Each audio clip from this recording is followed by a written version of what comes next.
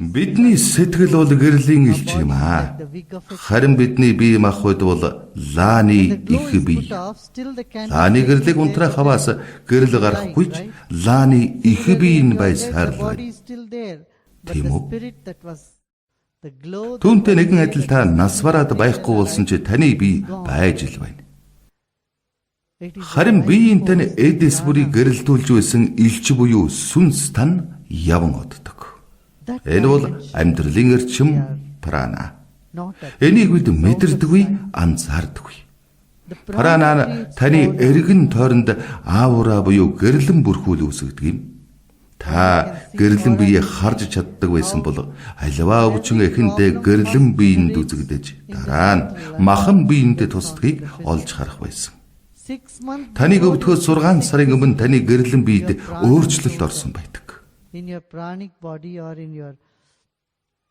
Гэрлэн биед тань өөрчлөлт орсон байдаг. Харин пранаяма бол таны эргэн тойронд байгаа энергийг сайжруулах хэрэгсэл. Таны сүнсний эрчмийг дээшлүүлж танаас цацрах гэрлийг бүрхэж байдаг. Бүрхүүлэг багасгах үүрэгтэй. Та бол Бурхны дүр төрхтэй бүтээгдсэн. Библиэд хүртэл Бурхан өөрийнхөө дүр төрхөөр хүнийг бүтээв гэж бичсэн байдаг. Ведийн сургаалд ч мөн адил энэхэн жижиг биеинд байгаа бүхэн хорвоо ертөнцид байгаа гэж бичсэн байдаг. Хорвоо ертөнцид байгаа бүхэн таны биеинд бий. Таны бие бол ертөнцийн жижигрүүлсэн хувилбар.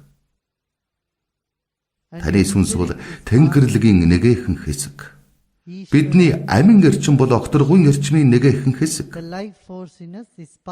Таны жижиг сэтгэл бол том авгаа сэтгэлийн нэг хэсэг юм шүү. Бидний